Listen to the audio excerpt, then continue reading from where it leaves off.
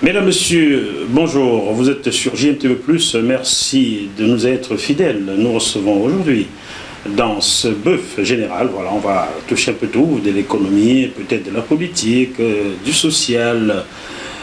Nous recevons donc quelqu'un que vous connaissez très très bien car vous le suivez. Je me suis rendu compte que nous avons, lui et moi, les mêmes téléspectateurs. Et comme c'est quelqu'un qui fait des choses formidables, ceux qui font des choses qui sortent de l'ordinaire sont régulièrement les bienvenus sur JMTV+. Et il me tardait de recevoir notre invité de ce jour, Philippe Simo. Bonjour Philippe, comment allez-vous? Très bien, monsieur Moifou, et très honoré de l'invitation. Merci. Écoutez, il n'est jamais tard pour bien faire les choses. Hein. Il y a longtemps que je vous cherchais et je ne trouvais pas votre numéro jusqu'à ce que quelqu'un veuille bien me le passer. Je ne vous dirai pas qui, car un journaliste ne donne jamais ses sources, n'est-ce pas? Tout à fait. Voilà, donc merci d'avoir accepté mon invitation. Il y a plusieurs années, on parle de vous. J'ai essayé d'en savoir un peu plus et ce que Wikipédia m'a dit, hein, on rend à César ce qui est à César. Vous êtes un youtubeur, si Wikipédia s'est trompé, vous corrigez tout de suite. Hein. Ok. Vous êtes un youtubeur, entrepreneur et influenceur web camerounais. Oui. Vous êtes toujours camerounais, monsieur? Oui. Ça n'a pas changé? Si, alors j'ai pris la nationalité française il y a de cela quelques années. Payé dans les 125 € de visa? Oui. Oh mon Dieu. Vous avez construit votre notoriété grâce aux vidéos de votre chaîne YouTube Investir au pays. Tout à fait. Vos vidéos sont vues par plusieurs dizaines de milliers de spectateurs. On va dire téléspectateurs car même si c'est sur le web, ça reste de la télé. Téléspectateurs dès les premières heures. Oui. Mon ami et collaborateur Pierre Moukoko a fait des recherches et les chiffres sont là, c'est assez costaud. Hein. Votre chaîne YouTube et Facebook sont des plus suivis sur les réseaux sociaux. C'est vrai, on fait plusieurs millions de vues par mois. Oui, donc, et l'Afrique francophone est votre terrain de jeu. Pour le moment, on va s'élargir plus tard, mais pour le moment. La diaspora également francophone est votre second terrain de jeu. Oui. C'est même le principal. C'est le principal, on est d'abord destiné à la diaspora. Alors, Philippe Simon, nous allons essayer de savoir, vous naquîtes où? Moi, je suis né à Douala en 1985, le 4 septembre plus précisément. Et j'ai grandi à Douala toute mon enfance. J'ai très peu voyagé finalement. Je suis allé à Yaoundé, à Idéa, parce que ma mère est Bassa. Donc ceci m'a conduit souvent à aller du côté maternel, voir la famille à Idéa et autres. Mais sinon, fondamentalement, j'ai grandi à Douala, oui. D'accord. Votre maman était Bassa et votre papa? Bamileke, de Bafoussam. Ma maman était de Babimbi. Oui. Oh mon Dieu, quel mélange, mon Dieu. Un mélange très toxique en plus à l'époque. C'est compliqué ça. Hein. C'était pas évident du tout. C'est ce qu'il me racontait, hein, c'est que justement, 30 ans en arrière, c'était beaucoup plus compliqué que maintenant de voir des gens de deux tribus différentes se mettre ensemble. C'était pas évident pour eux. Je ne trahirai pas, mon grand cousin a fait des 2 enfants avec une femme Bassa, paix à son âme, Thérèse, que je suis allé voir la dernière fois au Yumaban il y a quelques années. À l'époque, ce fut une grosse guerre, une grosse réunion de toutes les tantes chez nous en Bokada pour dissuader qu'il ne fallait pas épouser. On s'en fout. J'ai un autre oncle, Mounia Ibrahim, qui a épousé une femme Bassa. Ils vivent en ce moment à Fungou, pas à Fumbot. Ils ont des grands enfants. Ça ne dérange personne. Donc voilà. Côté maternel, ça n'a pas marché, mais côté paternel, ça a marché. Voilà. Non, les mentalités évoluent. Ça évolue. Mais il fallait qu'il y ait des précurseurs comme eux pour oser, à l'époque où c'était encore très difficile. Comme vos parents. Votre papa, il est toujours là? Oui, il est vivant, c'est une star maintenant. On fait des vidéos ensemble de temps en temps. Pour qu'il partage son expérience. Je voulais vérifier cela. Allez, bonjour papa. Bonjour. Alors, votre parcours académique, j'ai lu que vous avez fait le lycée Jos. Oui, j'ai fait première terminale au lycée Jos, ma première année de terminale, parce qu'en fait j'ai fait le bac 3 fois. Oui, effectivement. Le cerveau que vous êtes. C'est la preuve que si je réussis, tout le monde peut réussir. Voilà. Donc oui, j'ai fait ma première année de lycée terminale, c'est au lycée Jos. J'ai pas eu mon bac. Je suis allé au lycée de Newbel. J'ai pas eu mon bac. Et la 3e année, j'ai eu mon bac, c'est au lycée d'Aqua. Ah, il fallait aller dans un quartier plus chic pour l'avoir le bac. Qu'est-ce que vous faisiez à Nubel à côté de la C'était la punition, je pense. Donc, Vous avez donc grandi à Deido. Deido vous a dit, hein? Oui, j'ai passé Deido. beaucoup d'années à Deido. Mhm, Ouais. très bien. Alors, quand est-ce que vous arrivez en France? J'arrive en France en 2008, après mon DUT au Cameroun, pour un cycle d'ingénieur de 3 ans. D'accord. Donc du coup, je débarque dans la petite ville de Troyes, qui a une très bonne école d'ingénieur qui s'appelle l'Université de technologie de Troyes, dans laquelle je fais 3 années pour obtenir un diplôme d'ingénieur industriel. En génie industriel. Génie industriel. Alors le génie industriel est large. Qu'est-ce que vous faisiez de manière spécifique? Moi j'avais un profil un peu... Alors moi je m'étais spécialisé justement dans l'optimisation des processus de fabrication.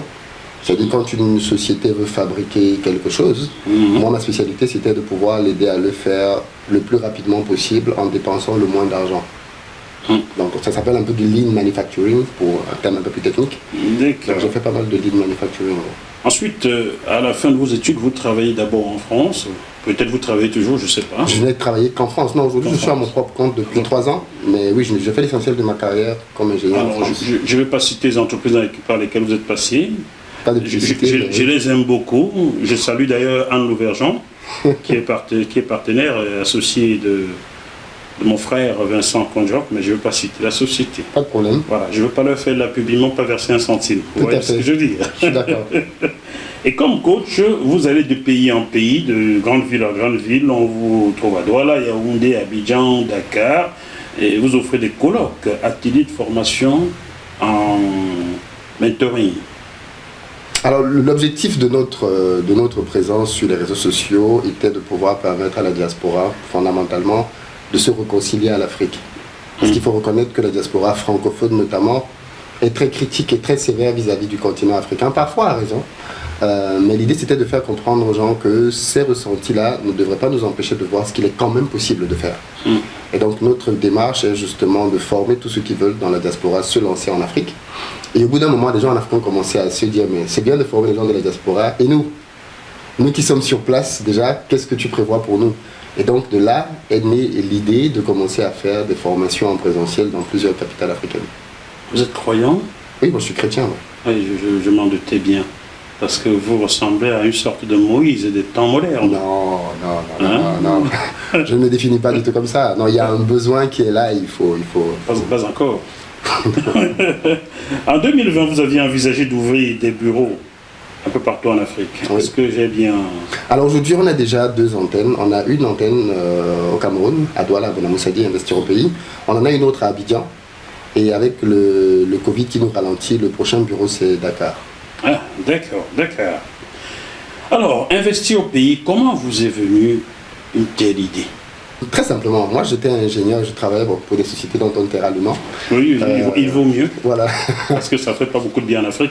Oui, et c'est très intéressant parce que justement j'avais un problème de sens. C'est-à-dire que je bossais dans des boîtes dans lesquelles j'étais plutôt bon dans ce que je faisais.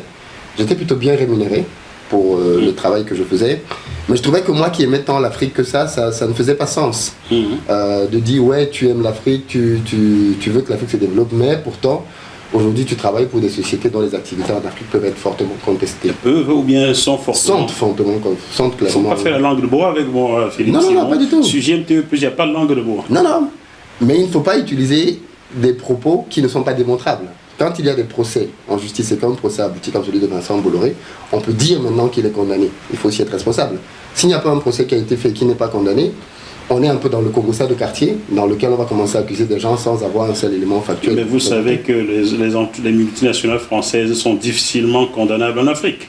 Je vous apprends rien. Malheureusement. Très bien. Mais maintenant, il faut quand même reconnaître aussi qu'il y a des citoyens africains qui ont la bravoure de ramener ces sujets-là en Europe pour les condamner en Europe. Et plusieurs d'entre elles commencent à l'être. Très bien. Bon, je salue quand même Vincent Bolloré, mon ancien patron, dont l'une des boîtes est en train de me causer du tort en ce moment. Je parle du groupe Canal+, qui n'arrête pas de déranger JMTV+.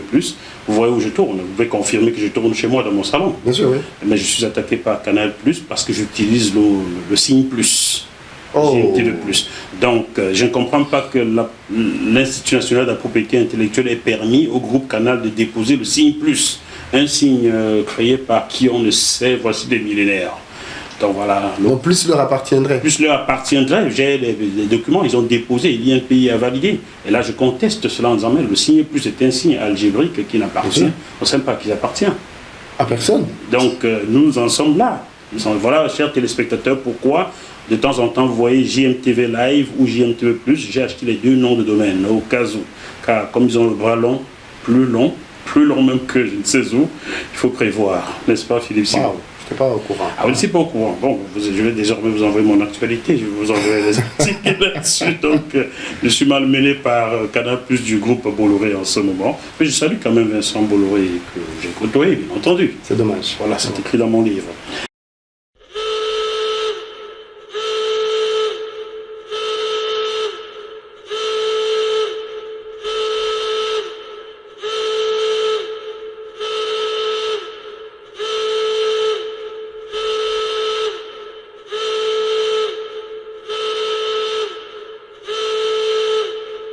Alors, sur votre chaîne YouTube, vous proposez des astuces et conseils à l'entrepreneur qui cible l'Afrique.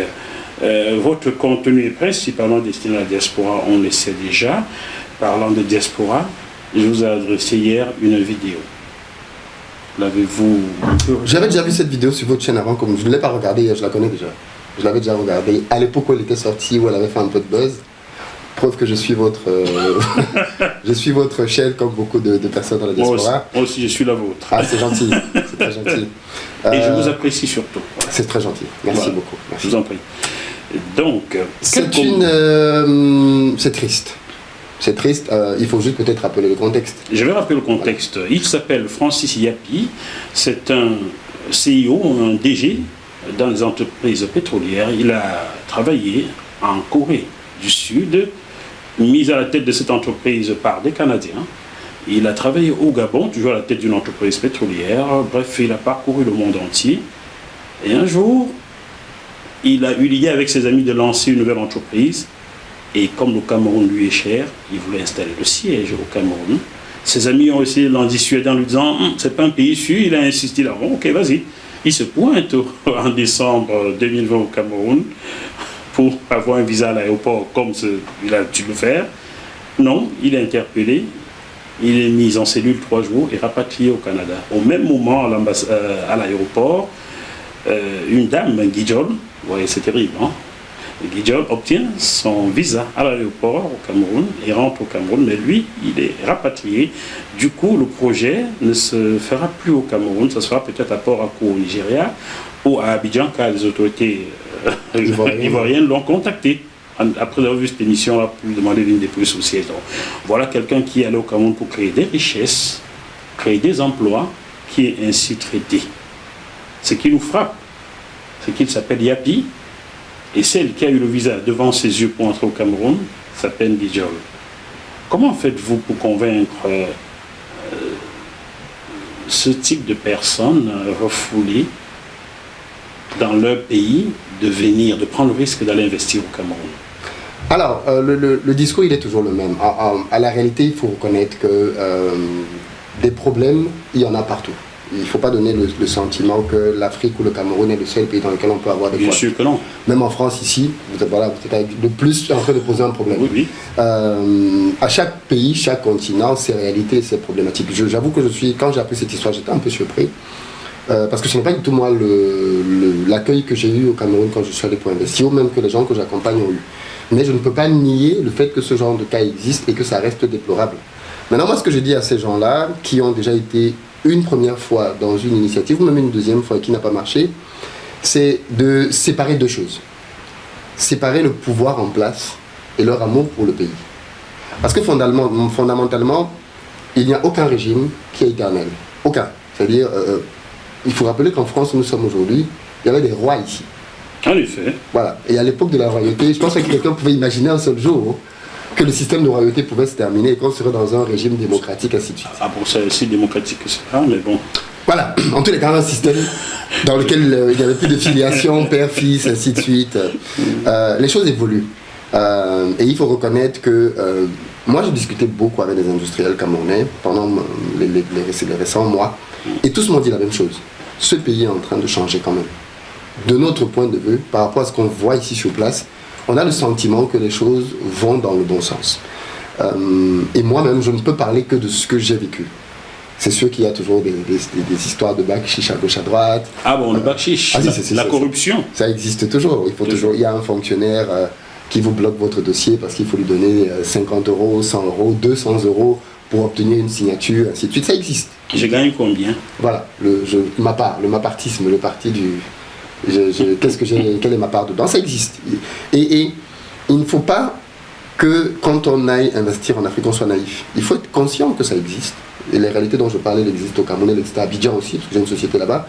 C'est pas propre juste. Elles existent même en France. Bien sûr. Il y a des condamnations en France. Bien sûr. Mais c'est pas parce que ça existe en France qu'on va l'admettre au Cameroun. Tout à fait. On est d'accord, la France est développée, le Cameroun pas. Alors. L'Afrique, oui. Noire francophone, pas. On a beaucoup à faire. Beaucoup. Beaucoup à faire. Il y a beaucoup de travail. Mais il ne faut pas aussi oublier que la France est un État qui a plus de 1000 ans. C'est-à-dire que et nos États sont embryonnaires. Quand on part du principe que le premier homme naquit en Afrique, je ne sais pas si les pays africains ne sont pas plus anciens que la France. Oui, mais là on parle d'un État. Justement, ça c'est l'un des gros sujets qu'il faudrait peut-être aborder là-dessus. C'est la constitution des pays africains en forme d'État.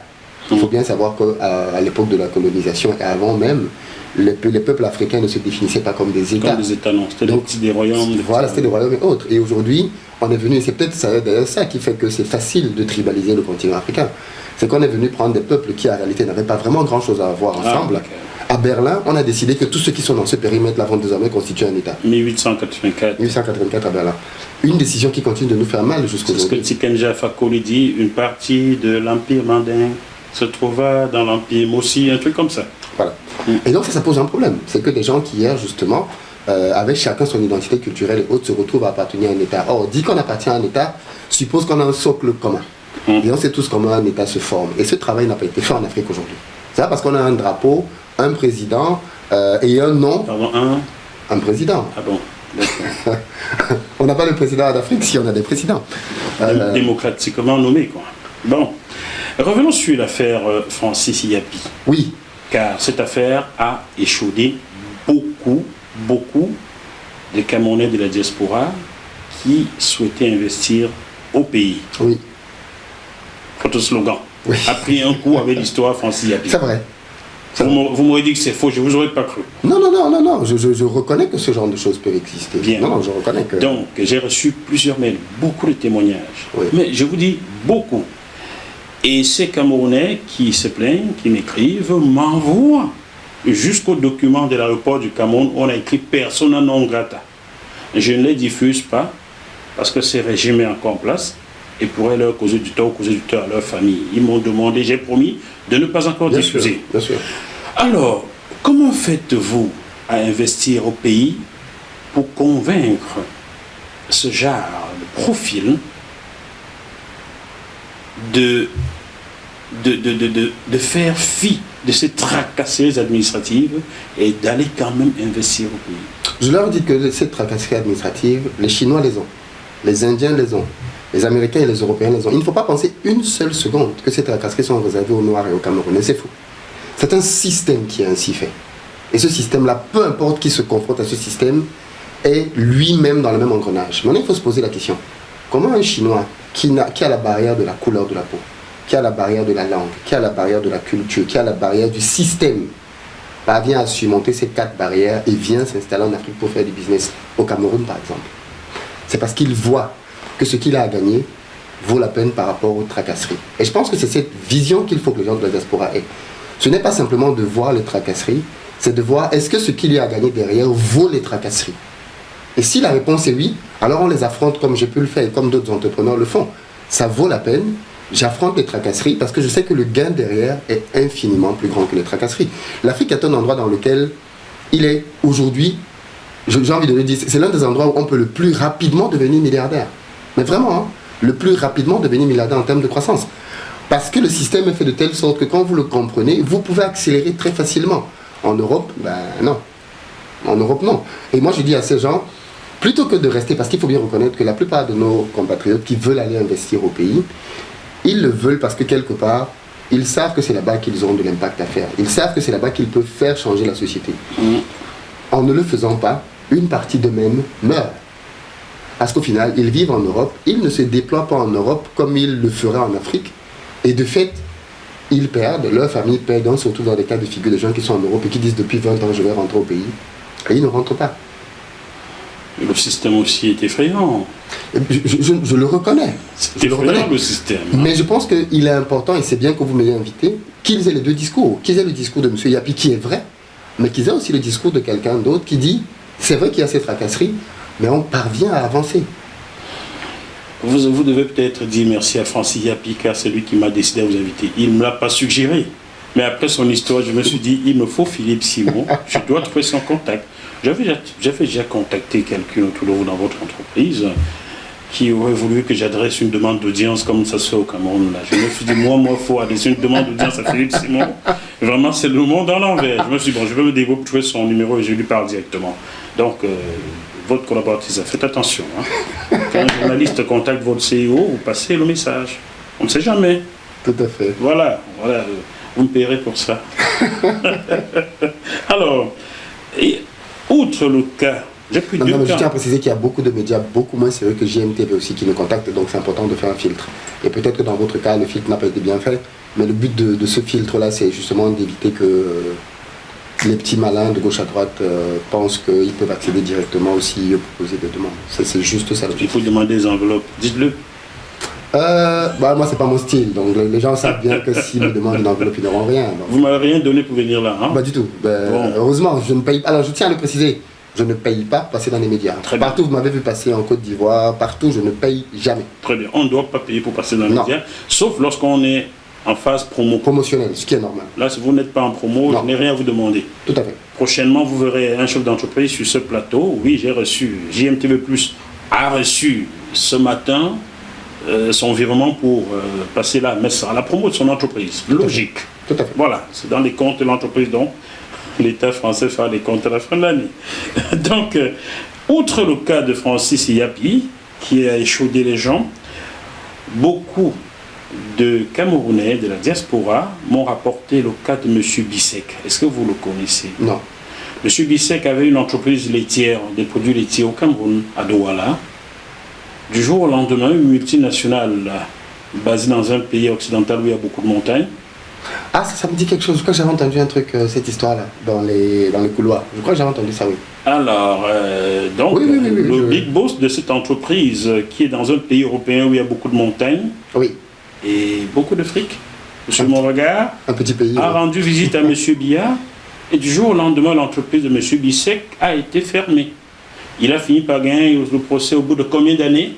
Et les 750 millions qu'on lui a versés, j'espère qu'on le lui a versé, M. Bissek, je n'ai pas son contact, ne valaient rien, n'était même pas le 10e de ce que valait son entreprise. Donc, la multinationale de ce pays aux grandes montagnes et où beaucoup de fric européen a coulé la multinationale camerounaise avec la complicité de l'État camerounais. Comment voulez-vous, à partir de cet exemple qui m'a été rapporté, j'ai d'ailleurs le texte, je vais vous l'envoyer. Si j'oublie, vous me rappelez, je vous envoie le texte, vous lisez. À partir de cet exemple, comment voulez-vous que quelqu'un qui a des milliards investis au Cameroun prenne le risque? Alors, comment je vais dire ça? Je suis moi-même le premier à reprocher certaines choses à l'État camerounais, comme à l'État ivoirien et autres. Mais ce genre de questions, quand je vais y répondre, va donner le sentiment que je suis l'avocat du gouvernement. Je le précise, moi je ne fais pas partie d'un parti politique. Donc je ne suis pas ici pour défendre ou pas défendre. Je parle en tant qu'entrepreneur qui voit des opportunités dans un continent et qui va pour y travailler. Je tiens à préciser ceci. Tout entrepreneur qui se respecte et qui veut évoluer dans un certain environnement sait qu'à partir d'un certain chiffre, il doit avoir l'aval du gouvernement. Dans tous les pays au monde. Xavier Niel en France a l'appui de l'Élysée. Les dirigeants de Facebook aux États-Unis ont l'appui du gouvernement américain. Xavier Niel, c'est une autre affaire. Bon, ben, monsieur Niel, bonjour. Il a l'appui du gouvernement français. Oh, oui. Vous voyez bien, on ne se lève pas un matin pour avoir le droit de devenir un opérateur téléphonique en France. Pour qu'il ait l'accord de créer Free pour venir concurrencer Orange et Bouygues, forcément à l'Élysée. Vous venez concurrencer Orange qui est l'État français en fait. Voilà, donc il a forcément ses entrées. Donc à un moment donné, les entrepreneurs africains ne doivent pas être naïfs. C'est bien de soutenir certains candidats au présidentiel, hein, n'est-ce pas? Non mais, On ne doit pas être naïf, on sait comment le monde fonctionne. Les politiciens sont soutenus par des industriels. Mais n'osez pas soutenir un candidat au Cameroun, sinon vous pourrez... Non, mais après chacun fait son choix. Dans des pays bien, c'est bien de soutenir les candidats au présidentiel. Mais c'est ce qui se passe. Vous suivez mon regard. Mais monsieur Moifo, on vient d'assister à une élection américaine. C'est ce qui se passe. Une partie de l'oligarchie américaine soutient les républicains et une autre soutient les démocrates. Et tous les 4 ans, ils se battent chacun pour faire passer son candidat. Mais au Cameroun, si vous osez soutenir un candidat qui n'est pas celui établi, vous êtes foutu. Alors, c'est sûr que c'est un système un peu plus complexe. Maintenant, je pense qu'il faudrait que l'entrepreneur sache quel est son objectif. Moi, je n'ai aucun problème, mais vraiment aucun problème, à travailler avec le gouvernement en place si ça me permet de changer la vie des Camerounais et faire que leur quotidien change. Je ne peux pas laisser mes critiques pour ce gouvernement m'empêcher de voir, c'est ce que j'ai dit tout à l'heure, qu'est-ce que je veux faire derrière. Fondamentalement, moi je ne suis pas du RDPC ou de quoi que ce soit, je l'ai dit très clairement, je n'ai aucune acquaintance avec le gouvernement, mais je ne veux pas non plus devenir, comme certaines personnes le font, une cible qui vient sur les réseaux insulter le gouvernement tous les jours. Tu peux ne pas être d'accord avec un gouvernement, mais si tu es en train de dire que tu vas être un opérateur économique dans un pays et que ce gouvernement est là, tu ne peux pas vouloir faire de ce gouvernement ton ennemi. Il faut que les Africains aussi soient raisonnable. Quelqu'un qui a des milliards sur la table et qui dit qu'il va aller investir au Cameroun, la première des choses qu'il doit faire, c'est qu'il doit essayer d'avoir une audience, au moins avec plusieurs ministres, pour venir discuter de son projet, de ce qu'il veut faire, des facilités qu'ils peuvent lui accorder, et qu'au terme de ces échanges, il voit si les conditions qu'on lui demande sont acceptables par lui ou pas. C'est ce que tout le monde fait. Dangote a fait ça pour venir s'installer au Cameroun. Et aujourd'hui, la cimenterie de Dangote, on est bien fait de voir que Dangote emploie des centaines de Camerounais. Tous les industriels font ça. Les Chinois font ça quand ils viennent dans nos pays. Ils vont voir le gouvernement et ils ont les facilités qu'ils ont. Donc pourquoi est-ce que quand ce sont... Philippe, nous aussi, on doit comprendre. Philippe Simon, oui. On ne va pas être naïf. Je sais qu'on va me tirer dessus, mais bon, j'ai l'habitude de recevoir des flèches. On ne va pas être naïf. Oui. Au Cameroun, depuis plusieurs années, il ne fait pas beau, il ne fait pas bon d'être d'une certaine région en étant investisseur, sans appartenir à l'appareil politique. Ok. C'est une réalité. Ok. Peut-être vous ne l'avez pas vu. Je ne suis... Alors, je suis... On peut en parler très clairement. Hein. Peut-être vous ne l'avez pas vu. Vous n'êtes pas encore encarté, mais faites les milliards et vous serez encarté rapidement. Alors, il y a un autre exemple, docteur Séverin Kézeux. Peut-être l'avez-vous vu, je suis allé à Dubaï faire un reportage sur lui, faire une grande interview avec lui il y a 6 mois. Il y a 11 ans, en 2010, il est arrivé au Cameroun avec 1 milliard de francs CFA pour investir. Il n'a jamais pu. Il a dû repartir avec son milliard. Ok. Est-ce que vous voulez que je vous donne à mon tour le nom de tous les Camerounais qui sont rentrés au Cameroun avec des milliards, qui ont créé des sociétés qui embauchent des Camerounais aujourd'hui? C'est pour dire que dans tous les cas, des deux côtés, on trouvera des gens qui ont été très déçus par leur aventure au Cameroun et on trouvera des gens qui ont été satisfaits par leur aventure au Cameroun. Donc, le problème, c'est toujours le discours. Si on a un discours dans lequel on ne met en avant que ceux qui ont échoué, forcément, ça va effrayer tout le monde et très peu de personnes vont y aller.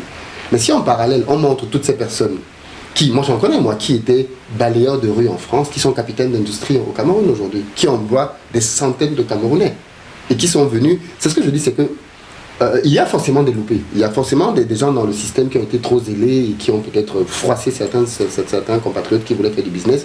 C'est une réalité. Mais il ne faut pas quand même, à cause de ces personnes-là, éluder ou cacher toutes ces autres personnes qui sont rentrées au pays et qui ont fait et qui continuent de faire des choses intéressantes. Moi qui suis entrepreneur aujourd'hui au pays, je peux vous dire en toute honnêteté que de toutes les personnes qui me mettent les bâtons dans les roues, le gouvernement n'en fait pas partie aujourd'hui. C'est des particuliers comme vous et moi. C'est des gens qui ne sont pas contents du fait qu'on est en train de travailler. C'est des gens qui ne sont pas contents, même de la diaspora, de ce qu'on est en train de faire au pays. Aujourd'hui, ce sont eux qui veulent se positionner comme des gens qui essaient de nous ralentir dans notre travail. Ce n'est même pas le gouvernement. Je ne suis pas non plus naïf, et vous l'avez dit tout à l'heure. Je sais bien que quand on va atteindre un certain chiffre d'affaires, il va falloir composer avec le gouvernement. On le sait déjà, et on est préparé à ça. Mais une fois de plus, parce qu'on regarde à ce vers quoi on est en train d'aller, on se rend compte que ce qu'on est en train d'aller est ultra nécessaire. On ne va pas se laisser freiner parce qu'il faut discuter avec un membre du gouvernement ou pas. À chaque fois que j'ai été en relation avec des autorités, que ce soit des procureurs ou des personnes un peu plus influentes, elles ont toutes apprécié l'initiative que l'on fait aujourd'hui de venir investir au pays et de ramener des gens de la diaspora pour amener de l'argent au pays. Même dans son discours du 11 février dernier, le président de la République a mis en valeur l'importance pour la diaspora de revenir. Donc ça fait bien comprendre que même dans le gouvernement... Si vous saviez, ça fait 12 ans que le même président de la République a dit ici à Paris que le problème de la binationalité sera rapidement réglé. 12 ans après, les gens attendent comme les chrétiens attendent Jésus. Vous croyez en tout ce que le chef de l'État camerounais dit? C'est un politicien. Ah, d'accord. Un politicien, pardon? C'est un politicien. Ah, d'accord, moi aussi. Et comme tous les politiciens, les promesses peuvent prendre un peu de temps, je suis d'accord. Oui, et peut-être même qu'elles ne seront pas réalisées. Ben voilà. Mais une fois de plus, moi je suis jeune, je pars du principe que d'ici à ce que si Dieu me prête longue vie, il y a des chances que d'ici à ce que dans les prochaines années, qu'on ait soit le même système, soit un autre système. Donc c'est la même chose. Est-ce qu'on veut faire avancer le pays? Ou alors, on veut... Moi, si j'étais politicien, je comprendrais que je veux me battre contre le régime de Paul Biya et que je veux qu'il parte, ainsi de suite. Il y a des opposants au Cameroun aujourd'hui. Mais ce n'est pas ma casquette. Moi, je veux faire changer ce pays par le business, pas par la politique. Et à partir de là, je pars du principe que si vous voulez être un homme d'affaires, vous devez avoir des facilités dans les gouvernements des pays dans lesquels vous entreprenez. Aujourd'hui, au Nigeria, Aliko Dangote est incontournable. Il n'y a pas un président au Nigeria qui peut se permettre le luxe de se fâcher avec lui. Parce qu'il est devenu suffisamment grand et suffisamment puissant. Et on a besoin au Cameroun, comme au Sénégal, comme en Côte d'Ivoire, d'avoir des entrepreneurs locaux suffisamment puissants pour que quand des entrepreneurs de la multinationale qui viennent du pays avec plusieurs montagnes débarquent, qu'ils aient face à eux un vis-à-vis du même niveau qui peut leur dire, monsieur, vous dégagez. Pour cela, il faut une volonté politique, non? Oui, bien sûr. Parce que j'avais vu l'entreprise de feu Kadi de Fosso fermée en 1990 ou 91. Une entreprise qui employait des milliers de Camerounais. Ce n'était pas n'importe qui, vous connaissez. Oui, bien sûr. Alors fermé pourquoi à l'époque? Les raisons? Rapportez-vous à y être cela 30 ans pour comprendre pourquoi on a fermé UCB à l'époque. Donc on peut être multinational, on peut être gros employé au Cameroun et voir son entreprise fermée si on n'est pas d'accord avec un tel ou un tel autre, vous le savez. Bien sûr. Bien, heureusement. C'est une réalité. Vous aviez 6 ans à l'époque, mais ça s'était fait. J'étais là. Oui, bien sûr. Non, mais je ne dis pas que je ne peux pas nier ça, Mais ce que je veux quand même dire, c'est ayant aussi ce regard historique, je suis d'accord, pour comprendre ce qui s'est passé, mais écoutons aussi les acteurs du présent qui nous disent les choses changent. Bien. Investir dans un pays suppose que ce pays-là soit stable, qu'on y trouve des infrastructures routières, hospitalières, hôtelières et tout ça. C'est le rôle de l'État. Totalement d'accord. Vous qui vivez presque au Cameroun aujourd'hui, l'état des routes. Déplorable. L'état des hôpitaux. Allons-y. Je n'y suis pas allé. Alors, j'étais malade une fois d'ailleurs, je suis allé dans une clinique privée. Il vaut mieux ne pas y aller. C'est pas enviable. Donc, déplorable. L'eau courante potable. La plupart des personnes n'ont pas accès à l'eau potable. Même lorsqu'elle coule, étant plus vers la couleur de votre fauteuil là que... Oui. Bien. L'électricité. Délestage toutes les 2 secondes. Non. Il y a beaucoup moins de délestage, il faut le dire. Il y a beaucoup moins. Moi, je reviens de 6 mois au pays, là. Sans délai, en 6 mois, j'ai été délesté, très honnêtement, on a été délesté à la maison 3 fois. 3 fois. C'est déjà 3 fois de trop. Mais c'était 3 fois, dans mon quartier. Donc en 2021, ça a évolué. Tant mieux, il faut le dire. Quand c'est beau, il faut dire que c'est beau. Ça change. C'est pour ça que je dis que ça évolue. Ça évolue. Et bon. Mais il faut le souligner. Alors, ce que je souligne là, je veux m'arrêter là car la liste est longue. Hein? Oui. Comment fait-on est-ce qu'il est arrivé que quelqu'un que vous voulez convaincre de venir investir au pays vous pose ce genre de grief sur la table en disant comment voulez-vous qu'on avance avec ça? Bien sûr. Et vous leur répondez quoi? Je leur réponds que, je l'ai dit tout à l'heure, les Chinois aussi ont vu les mêmes choses et ils sont venus. Les Américains aussi. Les Indiens, maintenant parce que les Indiens sont en train de venir aussi. Hein. Les Indiens aussi, même les Russes. Ils ont vu tout ça, non? Mais ils sont quand même venus. En fait, je pense que beaucoup de personnes ne connaissent pas l'histoire des nations qui se développent.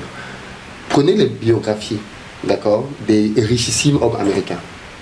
Ne prenons pas les biographies des nouveaux milliardaires américains, Facebook, tout ça. Prenons plutôt les pères fondateurs de la richesse américaine, les grands milliardaires, les Carnegie, les Rockefeller et tous ces gars-là. Quand on lit leur biographie, et ça, je pense que c'est ça que beaucoup de gens oublient. Quand on lit leur biographie et qu'ils vous parlent des États-Unis, vous avez l'impression que vous êtes au Cameroun. Ils vous parlent de la corruption, ils vous parlent de tout ce qui était leur réalité à leur époque. Vous avez l'impression que vous êtes dans une république en Afrique.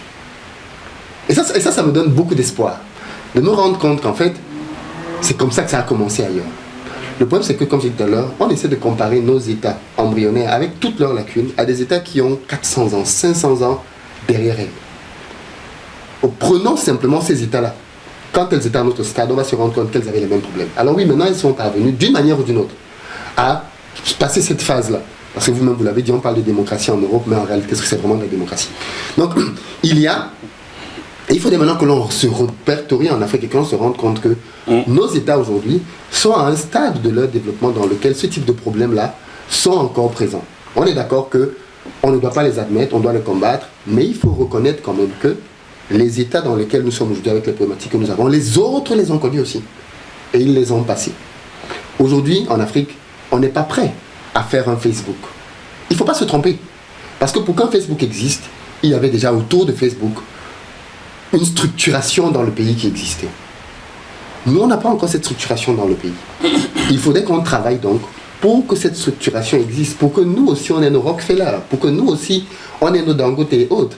Et dans 50, 60 ans, quand nos générations et celles de nos enfants vont bâtir cet écosystème, parce qu'on va le bâtir, et bien là, on va se permettre maintenant de pouvoir commencer à se dire, ok, maintenant, comme le système est bâti, comme il y a la fibre optique jusque dans le dernier des villages, comme il y a des routes jusque partout, comme la corruption est combattue de manière XYZ, alors ok, maintenant, on a un écosystème favorable pour l'éclosion de sociétés qui peuvent sortir du jour au lendemain et être multimilliardaires, ce qui n'est pas encore forcément possible aujourd'hui. Donc on a besoin de bâtir un écosystème. Votre discours va beaucoup plaire à une dame qui est basée à Montréal. J'étais encore au téléphone avec elle hier. Elle a créé une école de formation des leaders financiers. Elle coach les gens pour les amener à créer des richesses, à croire en la richesse. Donc je salue Laure qui est au Canada, pardon. Et votre discours va beaucoup lui plaire car c'est le même qu'elle me tient. Voilà, pour ceux qui souhaitent se faire former, comprendre comment créer de la richesse, vous me contactez par le site gmtvplus.com et je vous mets en contact avec cette dame. Vous prenez des cours en ligne via Zoom. Croyez-moi, vous avez beaucoup à y gagner car il faut de l'éducation financière. Beaucoup d'Africains n'ont pas d'éducation financière. Tout à fait. Et ce que Laure fait donc en direct du Canada, c'est de la formation, de l'éducation financière. Et je pense que dans notre communauté, on en a besoin de confirmer. Énormément besoin. Énormément. Bien. En fait moi je terminerai juste sur ce point en disant que nous ne sommes pas une génération qui doit profiter. Ça, c'est l'un des reproches que moi-même je fais aux Africains. On est trop dans la jouissance. Quand vous regardez une vidéo sur les Africains sur Internet, on est en train de faire de l'humour ou de danser. C'est pas mauvais en soi. Mais quand on regarde les problèmes qui sont ceux de notre continent, c'est pas ça qui devrait nous préoccuper fondamentalement aujourd'hui. Nous, on doit être une génération de bâtisseurs. Vous savez, vous êtes en France ici aujourd'hui comme moi, et on est d'accord que les gens qui ont construit le métro parisien n'ont pas profité du métro parisien. Ah non, du tout. Ils sont morts même en le construisant. Les gens qui ont construit la Tour Eiffel sont morts en construisant la Tour Eiffel. Mais 4-5 générations plus tard, profitent du métro, profitent de la Tour Eiffel. L'Afrique a besoin de générations sacrifiées. Des gens qui vont travailler en se disant que je ne vais pas voir les bénéfices de mon travail. Ce sont mes enfants et mes petits-enfants qui vont le faire. C'est ce que la Corée du Sud a fait. Il faut rappeler qu'en 1960, au moment des indépendances, des pays comme le Cameroun ou le Ghana prêtaient de l'argent à la Corée du Sud. En 1976 et 1979, le Cameroun prêtait de l'argent à la Corée du Sud et même à la Chine. Alors on sait que la main qui donne est au-dessus de la main qui reçoit. Qu'est-ce qui s'est donc passé pour que des pays en 30 ans, parce que la révolution coréenne c'est 30 ans, la révolution chinoise c'est 30 ans, qu'est-ce qui s'est passé pour qu'en 30 ans, des pays qui étaient plus bas que nous, aujourd'hui, se retrouvent, comme on les appelle, les dragons d'Asie, des pays qui sont en train de se battre avec le meilleur mondial? C'est que la Corée du Sud, c'est un pays qui a eu ce qu'on appelle des générations sacrifiées. Mais il a fallu une volonté politique. C'est indispensable. Est-ce que vous l'avez au Cameroun aujourd'hui, cette volonté politique, honnêtement? Alors, on n'est pas en Corée du Sud, c'est sûr qu'on n'a pas le même niveau de volonté politique, et je crois qu'on peut faire beaucoup mieux, beaucoup mieux. Il y a beaucoup de choses qui ne fonctionnent pas dans nos pays, mais ça ne doit pas nous arrêter.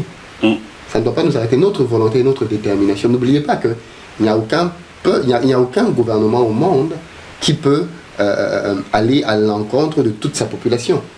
Que pensez-vous de la critique, Philippe? En général, que pensez-vous de la critique? La critique est indispensable pour progresser. Ceux qui n'aiment pas la critique ne veulent pas progresser. Alors, vous pourrez donc dire à certains que GMTV plus qui critique tous les jours, c'est pas parce qu'ils n'aiment pas un tel. C'est aussi une façon de dire changer. On appelle ça du journalisme de solution, un concept né au Danemark. Et c'est ce journalisme de solution qui va remplacer tout ce que nous avons connu autrefois comme journalisme dans le monde entier. D'ailleurs, les États-Unis s'y mettent déjà.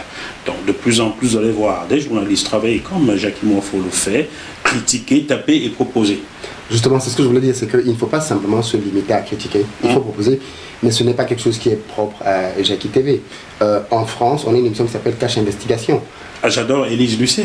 Élise Lucet, elle n'a jamais fait une émission pour féliciter quelqu'un. Non, du tout. Le concept même de ces émissions, c'est de critiquer. Même si Bolloré l'attaque quelquefois. Oui, il peut, mais il faut beaucoup de courage pour faire ça. Il faut beaucoup de courage pour pouvoir le faire. Donc, non, je pense que fondamentalement, la critique n'est pas mauvaise. Ceux qui veulent qu'on les applaudisse tous les jours ne comprennent pas que ce n'est même pas pour leur propre bien. Alors, ceux au Cameroun, au Gabon, en Côte d'Ivoire, qui trouvent que Jackie Moafo ne fait que critiquer, n'aime pas les pays, vous vous trompez. J'adore ces pays-là. J'adore ces pays-là, mais quand ça ne va pas, il faut dire que ça ne va pas.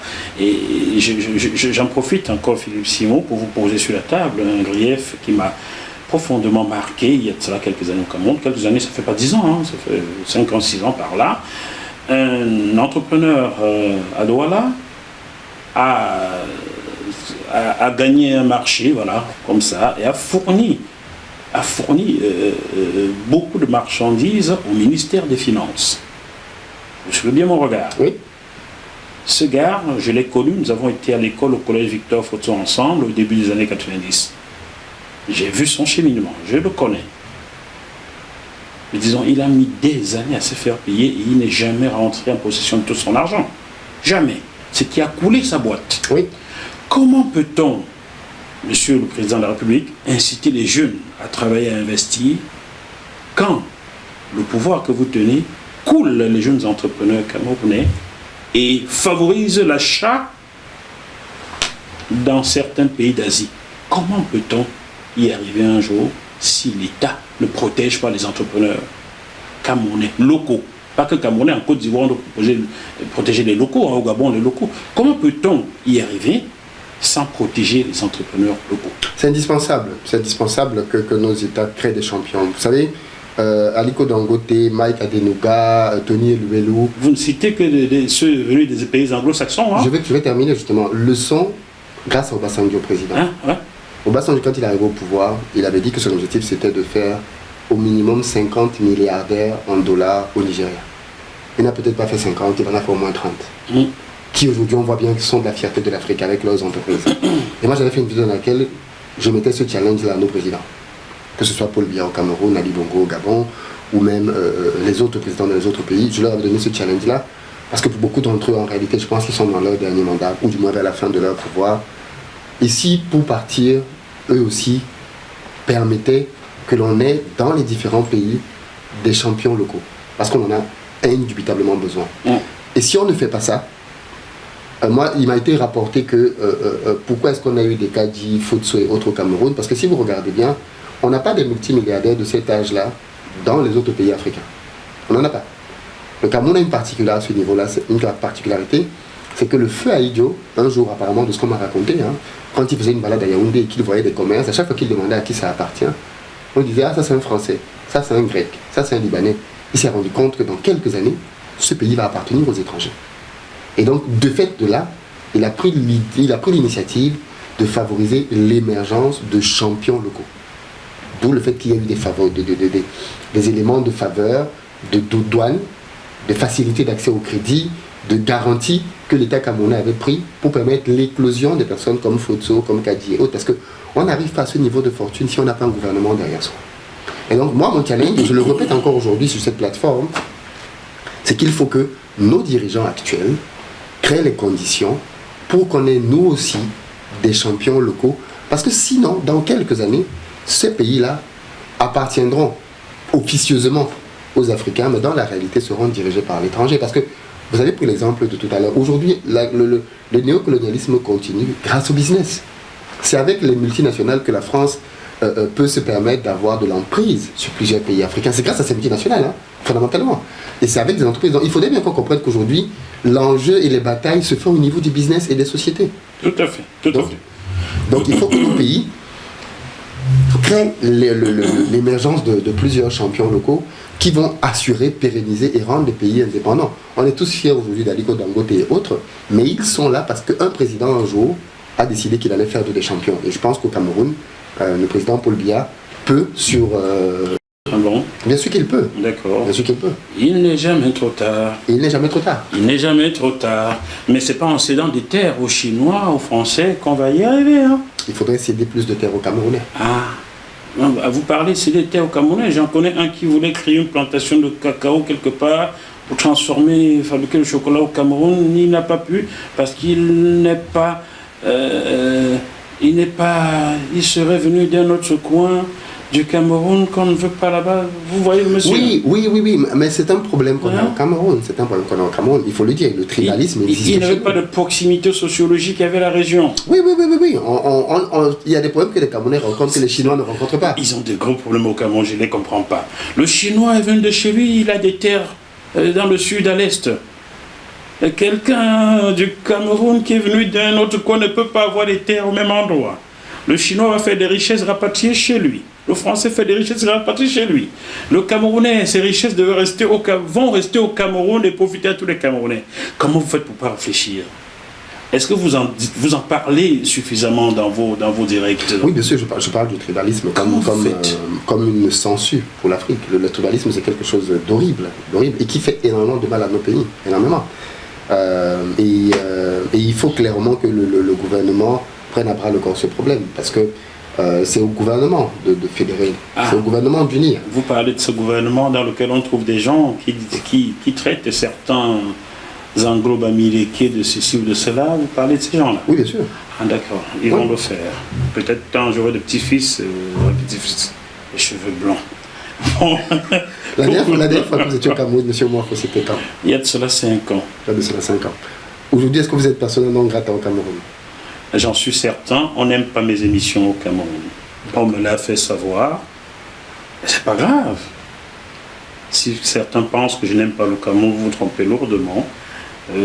D'ailleurs, je vous une petite parenthèse. Je suis journaliste français aujourd'hui parce qu'au Cameroun, on m'a refusé à la CRTV en 1995. Je cite des noms. Agnès Ndoumbe a dit à Paul Delon-Mounioutou, le journaliste Paul Delon-Mounioutou qui m'avait amené à la FM 94, que l'ordre était venu d'en haut qu'on ne prenne plus aucun Bamileke à la FM 94. Voilà comment dégoûté, je me suis battu durant 3 années et j'ai quitté le Cameroun. Je suis allé au Gabon où sans rien demander, on est venu me chercher pour animer en radio. Vous comprenez le truc? Oui. Donc je l'ai vécu. On va me tirer dessus, mais c'est une vérité. Et c'est lui qui donnait les ordres d'en haut, perd son âme quand même, vient de décéder. Perd son âme quand même. On va poursuivre cette émission, je pense que c'est mieux. Allons-y. Ce sont des gens comme vous, et peut-être GMTV+, qui vont permettre à ce Cameroun de changer. Et un jour, on comprendra que ce travail-ci était pour demander aux gens d'ouvrir les yeux, de regarder, de changer. Ok. Alors, nous allons passer aux questions. Mais monsieur, moi, il faudrait que vous soyez aussi conscient que, vu le rôle que vous prenez aujourd'hui, c'est normal que vous receviez des coups. Hein. Oui. Ce serait le contraire qui serait surprenant. C'est normal, oui. Quand on veut qu'un système qui est là depuis 30-40 ans change, qu'il y ait une réticence au changement. C'est totalement normal les coups que vous recevez. Moi, j'estime que c'est de bonne guerre. Maintenant... Bon ben, mais attention quand même, les coups, quand ils vous arrivent, oh oui, ça fait mal. Mais c'est pour ça que vous êtes dans un combat courageux. C'est parce que ça fait mal. Voilà, c'est pas grave. Un jour, peut-être, un jour, qui sait. On va passer aux questions des téléspectateurs, car j'en ai reçu un gros paquet pour vous. Vous êtes sur JMTV+.